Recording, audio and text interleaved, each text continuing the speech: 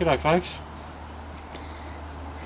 This is a video reply to LDSPrepper posted on his YouTube about 10 months ago thereabouts about a different way to sprout and propagate sweet potatoes.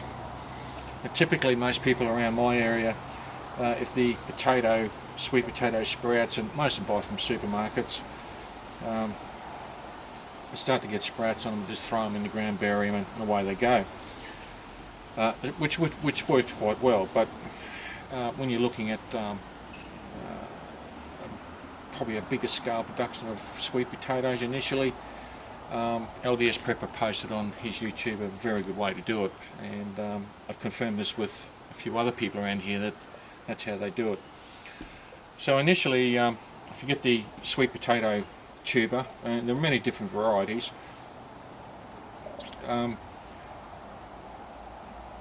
after looking at the video by LDSPrepper, I decided to try his method with a few differences, and by and large we've had a lot of success, and there were a few problems which I'll go into in a minute or two. But basically what it is if you've got a good healthy tuber, you can get them from supermarkets. Sometimes they sprout, sometimes they won't, depending on what sort of chemical junk they've been spraying on them. These ones here we've got from the supermarkets, and ones we sprouted before. But basically we've used a glass jar, we've used rainwater. We haven't used grid water because it's got too many chemicals and junk in it. And the initial stages of the sweet potato, if it's successful, if you have a look down here, you can see roots starting to sprout out of the bottom of the tuber. And you might be able to get a closer look. There's actually some coming out of the side of the tuber itself. So this is the one in the very early stages. On top you can notice that the eye of the potato, or the sprout, whatever you want to call it, there's a little one there that's just starting to bud up and starting to get, green colour about it. There's probably a few others here that as this advances more with its root system. So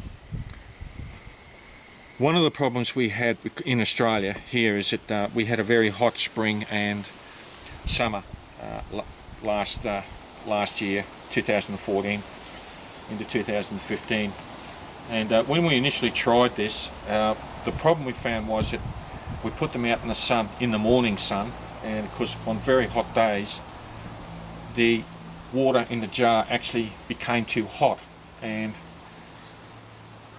virtually what happened was that the tuber itself started to rot, and virtually, I suppose you could say, it was virtually cooking.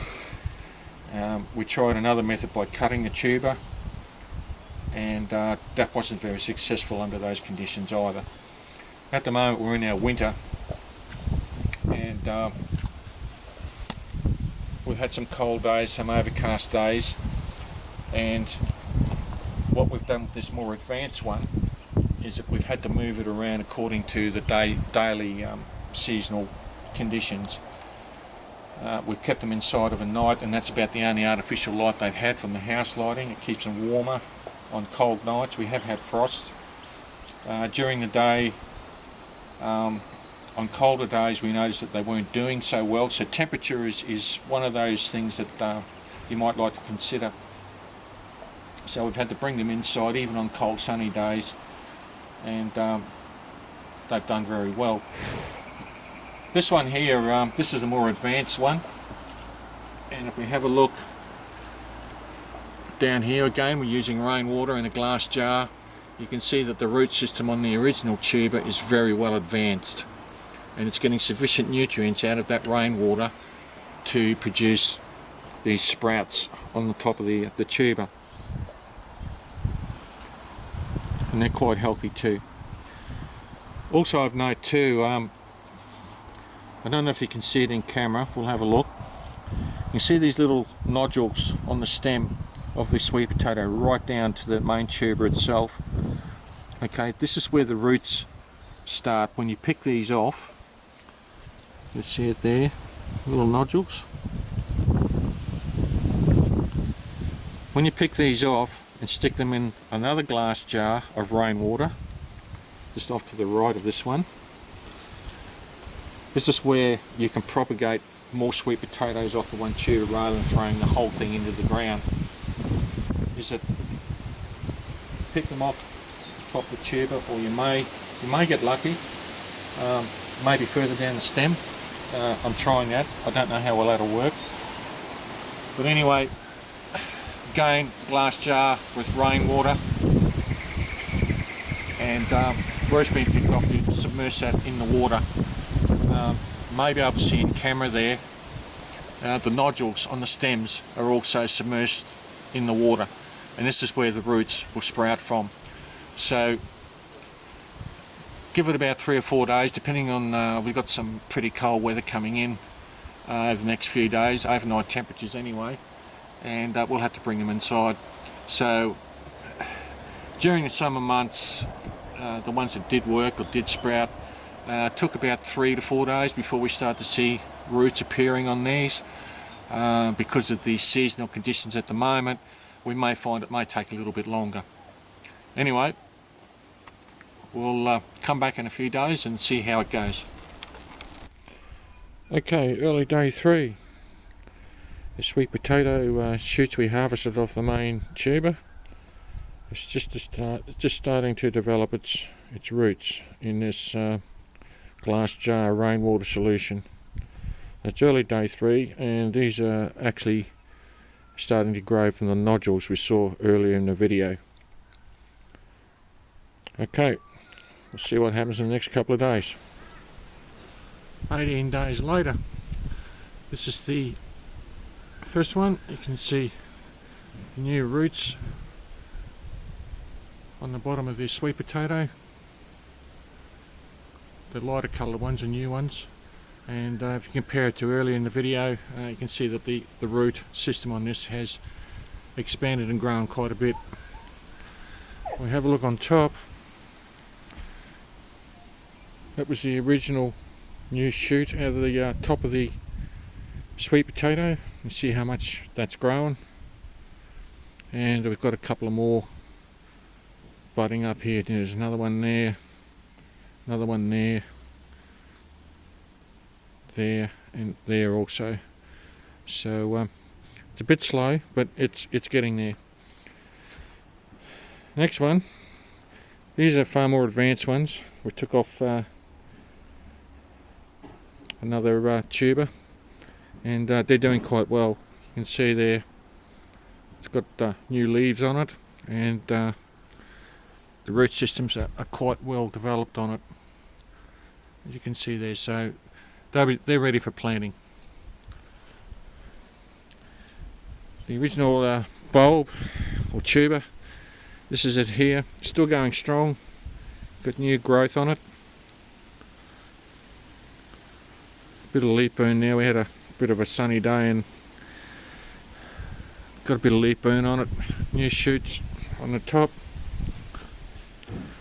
and we have a look at the root system. It's still growing, still expanding, and the tuber is still in very good condition. Okay, these are the ones we plucked off the tuber I just mentioned. And day 18 out, you can see how big the root system is growing on these particular shoots. So it's doing very well.